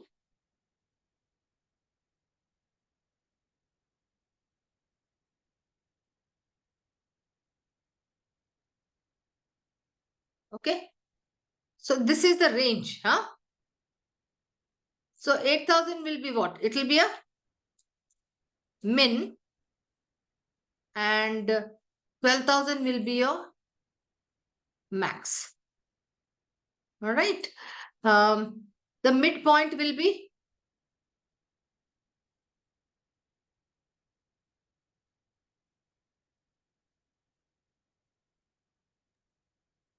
10,000. am I right? Huh?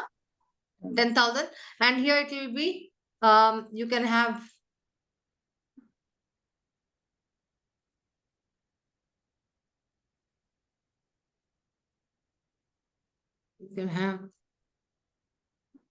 because in this grade from 8,000 to 12,000, every year there is an increase of 1,000 rupees. So 8,000, 9,000, 10,000, 11,000, 12,000. Okay. And 10,000 is your midpoint or median. Yesterday we learned, right?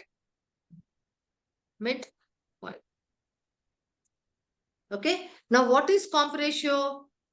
Comp ratio is the ratio of base salary divided by the 8,000. So if I have to divided by the midpoint, 8,000 divided by the midpoint multiplied by 100. How much will it be? 80%? Or point? Quick, you all mathematicians. So if I'm here, it will be 0.8. If I'm here, it will be 0.9. Here it will be 1. Here it will be 1.1. Here it will be 1.2. So my comp ratio is here 0.8. Here my comp ratio is 1.2. So why is comp ratio important? If I have people more on this side, 0.8, 0.9, that is far away from the midpoint. That means my wage cost is lesser. But if I have people more on the other side, 1.1, 1.2, my wage cost is higher. Is it so?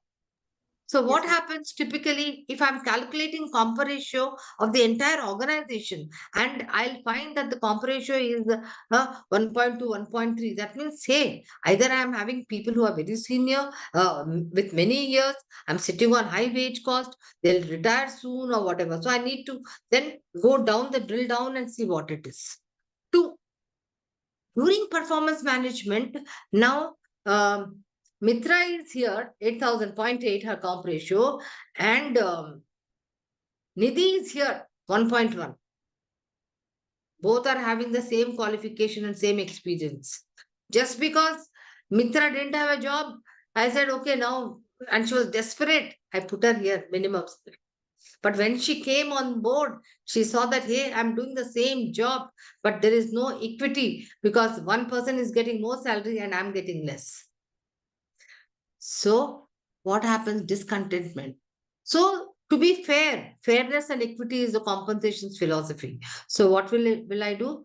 So during the annual increment, I will try and see that if you've got a rating scale of 4, and even Nidhi has got a rating scale of 4, same rating scale, Nidhi will get a lesser increment, but I will give her more increment so that I will try to bring her closer and closer. Are you with me, guys? Huh? Clear? More on it later. Huh? We'll be doing predictive analytics. I'll share some more on that time. Okay. Close the whiteboard. Okay, now you don't go and calculate your comp ratios and see, hey, my organization is not paying me equitable salary. Okay, all right. Vijaya, so there is a slight correction, right? Yes, ma'am, got it. Now, percentile, market percentile.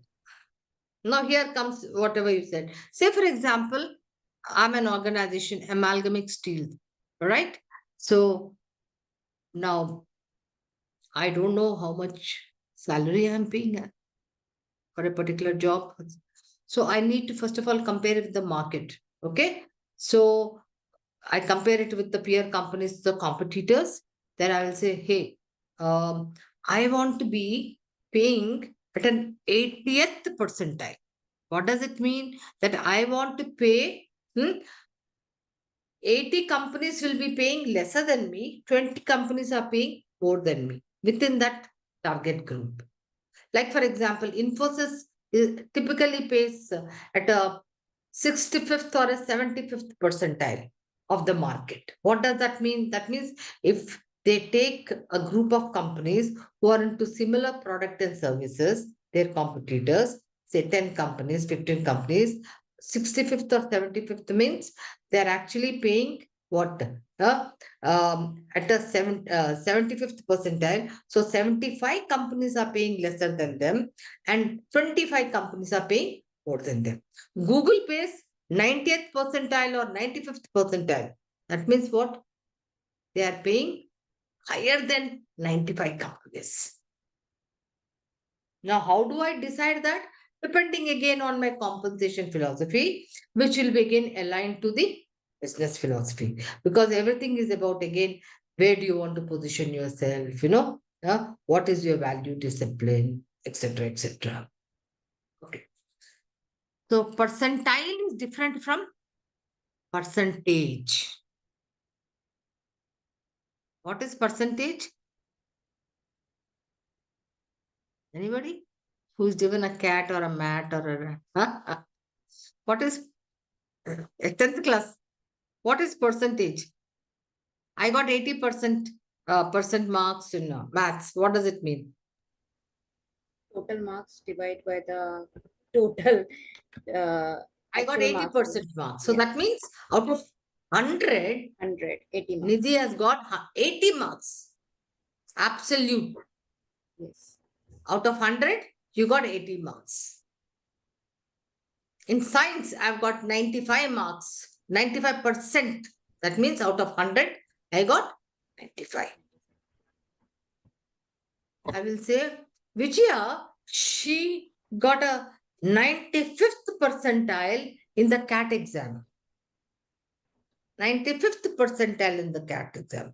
When I add a percentile, it is relative. That means there could be thousands of people. A percentile means it's relative. So that means if I'm making that as 100 parts, that entire, because there is a statistic, you will be doing that. Then 95 people have got lesser than me. Only 5% people have got higher than 5% of that population. Okay? It is relative. It is not absolute. All right, guys. Labor cost you can do. Compensation satisfaction index. Yes, you can do. By how many people are satisfied. Okay, let me just see one more. These are some very good metrics for retention. Anybody who wants to take the first three so that I don't want them to slip off. Anybody who wants to take the first three and read it out and yeah. Then you see the anybody Samarpita, Sivashrina, Vijaya, Nidhi. Yeah. Retention of talent. Three metrics. What are some three metrics? From the top, you can read out. It's controllable attrition. Okay. Okay. What is controllable attrition? What do you understand by that? Average number of employees in a single period. No, not understood. maybe the reasons which are in control, which the organization can have control on. Maybe like Yes. compensation, benefits. Regrettable, non-regrettable. Voluntary, involuntary. Normally we use what? Voluntary, Voluntary. involuntary. Yeah. What does that mean? Voluntary. Voluntary, involuntary. Voluntary means if the person resigned by itself. Involuntary, suppose if the person on contract or something, already contract expire. And second reason may be the performance. So typically it is not contract, but involuntary is people who have been sacked, no? Yeah. Performance. No So call, who no has, show. yeah, so who have been, and voluntary means, people, better promotions on their own, they have left. So typically, what do we need to do? We are looking at voluntary, no? Normally, involuntary, we'll have to look at, hey, why are we having more such cases? That is another issue, absolutely. But high performers leaving, right? Voluntary. And so we need to look at that. So that is why this attrition. So that is what it is. Controllable. So you use different names. It could be regrettable, non-regrettable. Okay. It could be voluntary, involuntary, or it could be like this, controllable, uncontrollable. Functional attrition means how many in a particular function.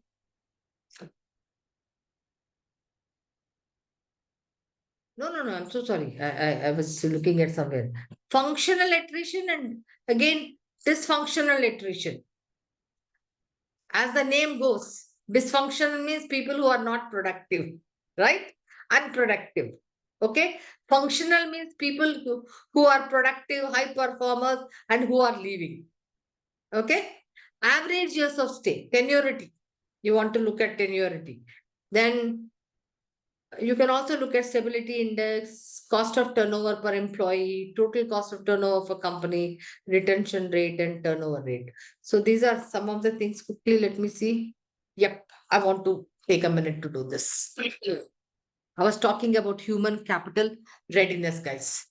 So when I say human capital, that means all the talent which is there in the organization. That is called human capital. So there is actually called human capital readiness index. Most of the good organizations, they compute this index. That means the number of employees who are there in the department divided by the competencies required by that department will give you the index. How do you do that?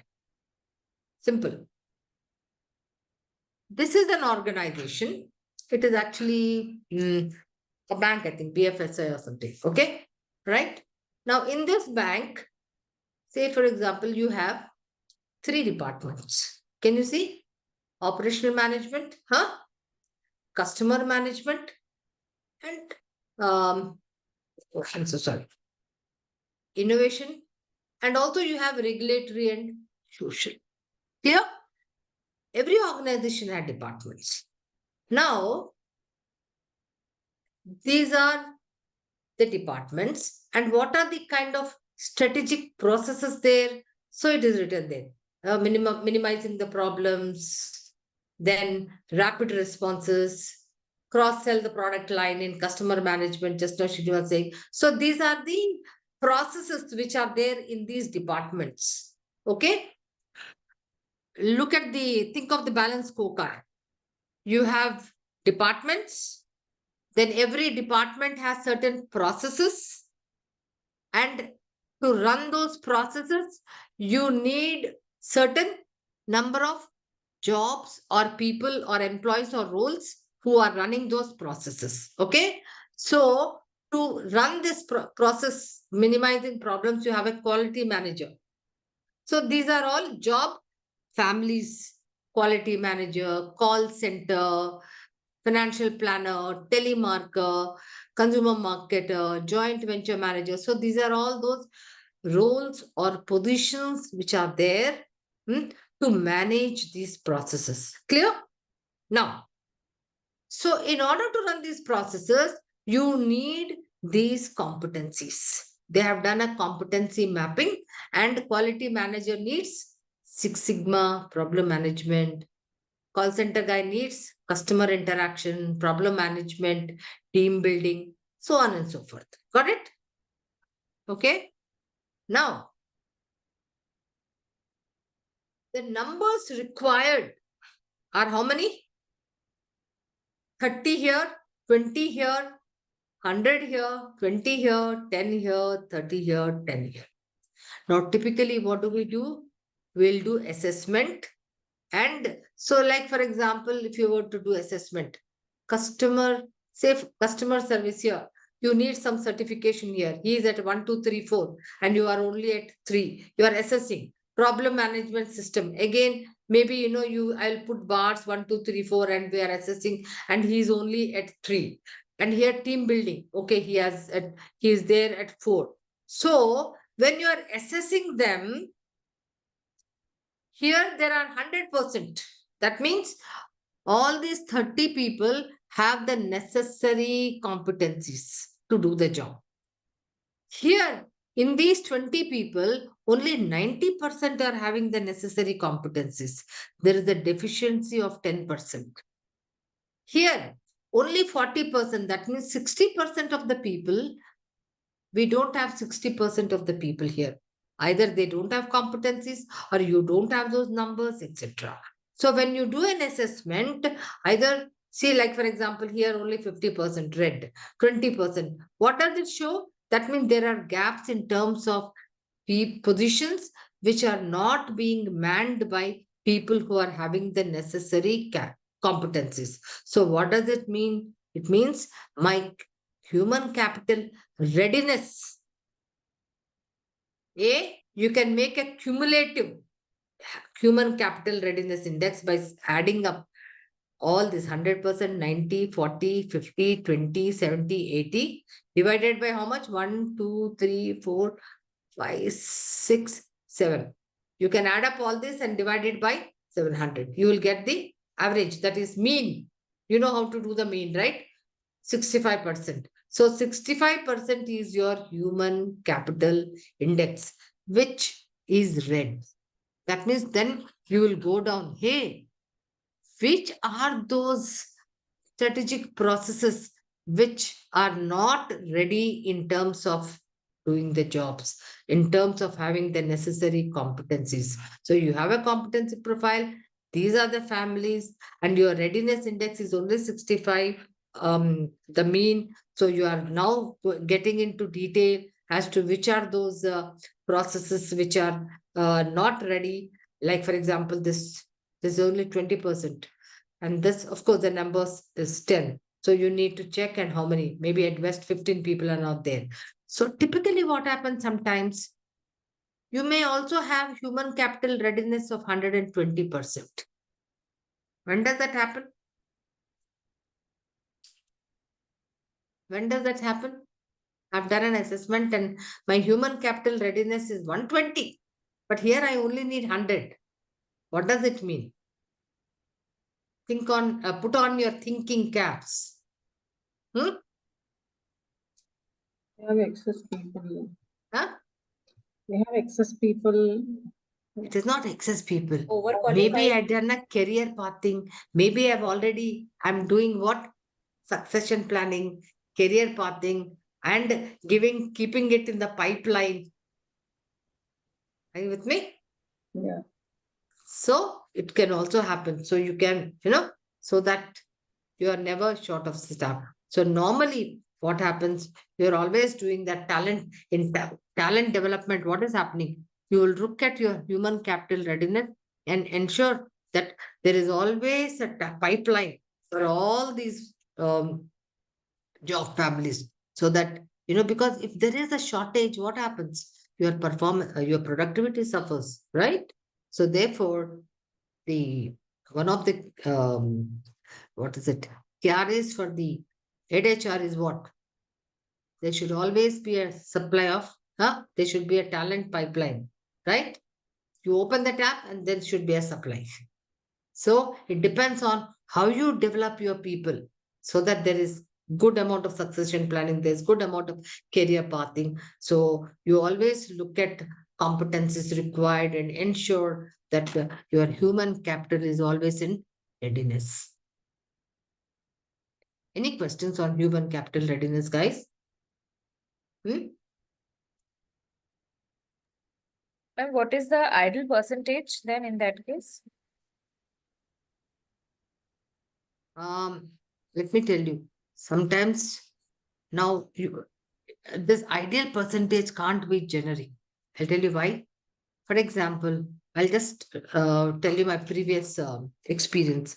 When I was working in Sutherland, we had a process called medical coding. I don't know how many of you are familiar with typically in a, um, I mean, a KPO, which is into, medical coding is something, and you get these digitized for images of patients, and then you code them, and then the payer company pays. So there's a huge amount of profit in this, and sought after skills. So there's a lot of coaching, because the startup companies typically like to have 100% readiness kind of people. So they don't mind paying 2 to 3 times the salary and taking the person. It is a different matter that after 1 year they'll come back and say, oh my God, there's huge amount of work. Obviously, they're paying 2 to 3 times the salary, a higher salary, because they want you to establish processes, everything, and build everything, right? Now, what happens? You can't increase your compensation. How much can you do that? Right? So you have to ensure. So, first of all, you have to ensure, hey, demand and supply. So, in this case, what happens typically?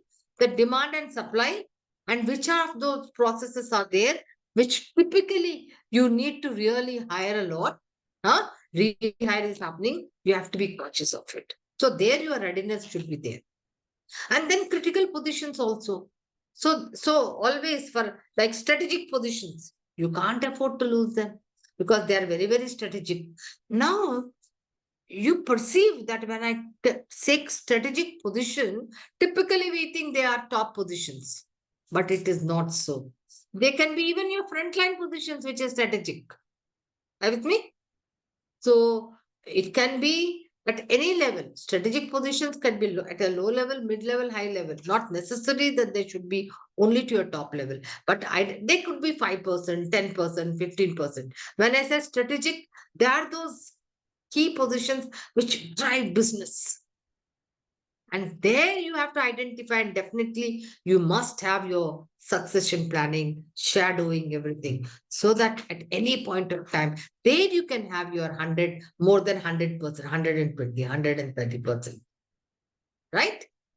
Because you never know, no? If you lose a person, you can't tell the CEO, oh, we are not getting people, sir. And then he'll say, okay, here is your pink slip. You're not good enough. Okay? Hey Right. guys, Ma'am. Thank so in this session, we were able to understand how, we can't operate in isolation. Can we? We can't be in a silo saying, typically, let me say, over the years, I have about 30, 35, 40 years of experience. I've seen how the HR has evolved. Today it's very dynamic. No, you can't be, what are you doing? Oh, I'll do training, I'll do this. You don't exist by yourself. You are there because of the business.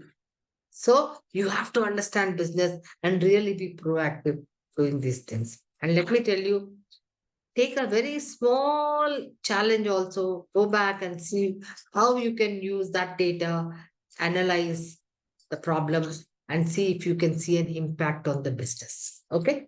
It will help you a lot. By the end of this third and fourth session, you will be able to really go back and do some concrete stuff in analytics. So with that, I think I'll conclude, guys. And it doesn't mean human capital readiness. The onus is only on organizations. You today, you as individuals, you can also keep your own readiness in terms of what is that you really want, and whether you have to equip yourself with what kind of competencies, certifications, whatever be it, so that you are always in readiness. I always say, oil your lamp, keep it in readiness. You never know when you will need it. Okay? With that, I'll close. All right, guys. Have a nice Sunday. Thank you, ma'am. Thank Any you. questions? Bye. Any questions? No questions. No questions. That's the sad part. Ma'am, Okay. small thing on this human capital readiness model only. So when we say strategic job families, so are we going with the positions? I mean, is it the position or a particular department head, and then we map the competencies required for his department, or it is the position that is there and then the competencies for that position? So like, for example, it may not be that the entire department positions are all strategic. There could be Okay, certain this is for the positions which are very, strategic very, thing. like Okay, for okay, example, got the it. quality manager is very specific. Maybe I'm not writing off, maybe compensation manager is very critical position. Huh? Right, Recruitment position is also very critical. I'm not undermining HRBP. Today, HRBP is also very critical. Please, if there is anybody, don't think you are undermined. Okay. And HR this, generalist role, yeah, it's getting undermined because it definitely now it is the time for specialists, and definitely you have to have 2, 3 specializations you should be good at it. That's why it's nice to rotate and do. And I would always advise all of you to get into compensation also to understand, how you pay. It's very important. Okay. All right. Take care. Okay. Thank you so Bye. much. Thank you, guys. Okay, thank thank you. thank Thank you, you. Thank everyone. you. Thank you. Thank you. Welcome. Any issues with the assignment? Have you checked? Yes, ma'am, I've done the assignment. No, I no hurry. You have time. But if you have any challenges, any of you, feel free to text me and just write what is that concern, and definitely there will be help extended to you. Okay? That should not be a block for you, that it will limit yourself for learning. Okay, Oh, guys? Take care. Okay. Enjoy. Have a Okay. nice Thank you. party. Bye. thank Thank you. you. Thank you, ma'am.